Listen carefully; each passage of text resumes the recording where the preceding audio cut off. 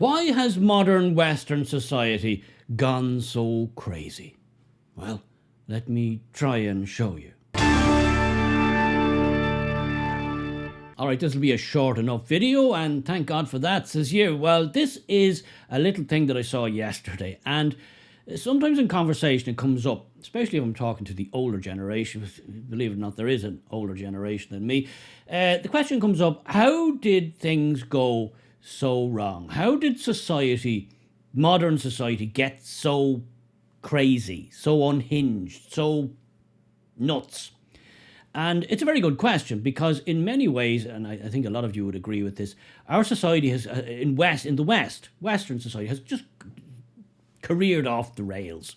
And we're into all kinds of absolute nonsensical theories, nonsensical ideas, nonsensical policies, nonsensical laws. I could go on and on. But how did it get here? And I saw something yesterday and I just thought, you know what? That encapsulates in a little clip why I believe, why a large part of the reason why Western society has just gone mad, gone crazy. And I want to show it to you and see what you think. Now, I want to forewarn you, forewarned is forearmed. There's a little bit of expletives in this. Not a lot, no, very little. But there is expletives in this, a bit of crude language. So if coarse language offends you in a major way, then you might want to skip it. But I just wanted to show you this, and I wanted to give my opinion on it and see if it chimes with you, if it makes any sense to you too.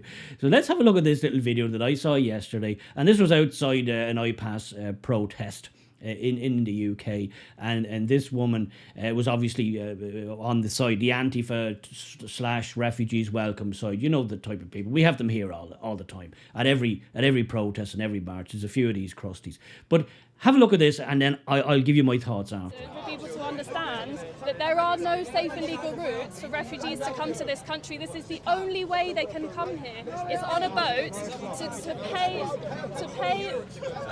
Yeah, they've got the whole of Europe. But why should we put that burden on the rest of Europe? But do you not think? We still have to take responsibility for the fact that we have a lot of stakes in the conflicts and the climate crisis that causes people to be refugees and have to come to another country. They're not choosing to leave their country at their home, their children, their parents. Our fucking children, you silly cunts! Of our children, of this fucking rage, you silly cunt! Fuck off! All right, again, I apologise for the profanities there. There's a bit of a spicy ending to that clip, but I saw that clip and I just thought to myself, you know, there's a metaphor in there somewhere, and I wanted to kind of show it to you to make a point. And the point I want to make is this: that woman there, that young woman there in the video, she's obviously a leftist, and she's out at this protesting the refugees welcome. It's not their fault.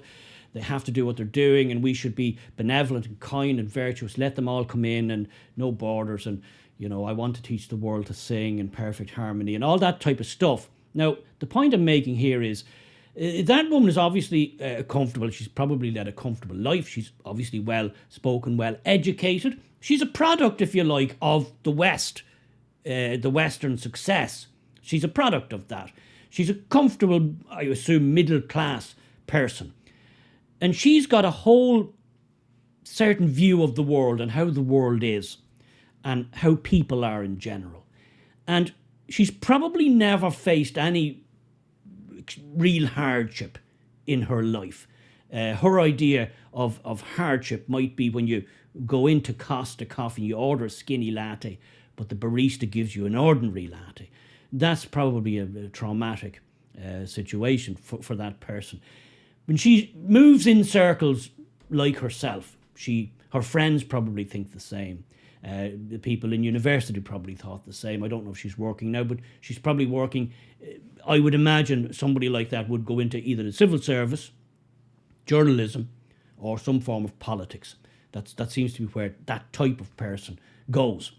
So all the people there would probably think similar to her. So she essentially lives in this skewed, bubble that's detached from the majority of people who live in the real world and have to face real world hardships and trauma and difficult situations. She's in a lot of ways detached from that, and she only associates with people who are like her and think like her, so she assumes that everybody thinks like her, and she probably reads certain types of magazines and newspapers and only listens to or watches certain types of TV and radio, etc.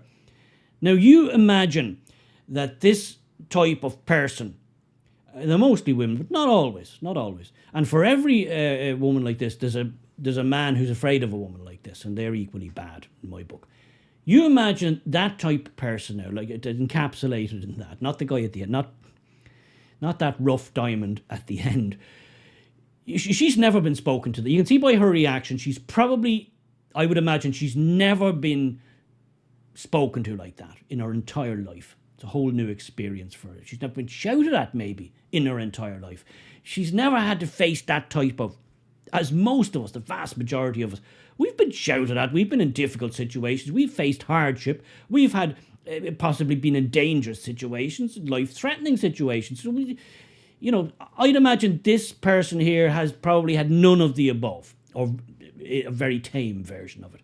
Now you imagine this type of person, and this is my point, is now at the top of the civil service because they rise like by osmosis and through quotas and various things. You imagine that person now is at the top of your education department, writing curriculums, shaping the curriculum. You imagine that type of person, that type of individual, is now a government minister's advisor. Again, this is par for the course. A lot of them come from journalism, and I'll go on to journalism. You imagine that type of person is now writing your articles in your mainstream newspapers. She's crafting the narrative. She's deciding what should go into the newspaper on a given day and how an article should be written, which again informs you as opposed to, and also informs your opinion of something. You imagine that type of person now is on TV, maybe not on front of camera. They're writing the scripts. They're controlling the editorial. They're controlling what goes into a program, what doesn't go into a program, and how it's framed and spoken about, what guests are invited. You imagine that person in all of those scenarios, because that type of person is, in my view, is in all those scenarios. That type of person is now deciding the direction, the parameters, the limitations or not of your society. They're crafting laws, or they're certainly involved in crafting laws. They're extremely influential. And that, to my mind, there is why our society seems to be just veering off on all kinds of destructive directions and tangents, because people like that are in positions of power and positions of influence, and their whole raison d'etre is that something must sound virtuous at all given times, that we as a society, as a people, as a nation must always be virtuous to everyone and anyone, even people who hate us. This type of skewed mind virus type of person who only, as I said, only seems to mix and socialise with people like themselves. They're divorced from people like us. They're divorced from the vast majority of society. These are the open borders types, the anti-fit types, the bring everybody in types, the people who see absolutely no difference between different cultures. They think they're all just equal and all fine and all should be celebrated, and we should have them all here. And you see the shock, the absolute shock at the end of that when our rather colourful gentleman comes in, obviously with a degree of frustration. She just can't process how he could be like that, could be frustrated, what she could possibly have said that might frustrate him. She can't compute it. And that's what I mean about this type of person. When they rise through the ranks and end up at the top of your education system, deciding what your kids will be taught, at the top of your mainstream media, deciding what is written about, how it's written, what goes on TV, what goes on radio, and also at the top of government. As I said, not necessarily the front man or woman. These are the people who surround them. They've all got 8, 9, 10 advisors. Who do you think the advisors are, and what do you think the advisors are like? It's like this person here, far too many of them.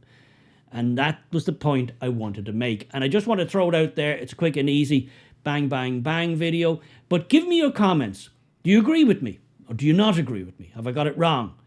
Is this the type of person who is now essentially running our modern Western society, and why the whole thing seems to be going to hell in a handcart?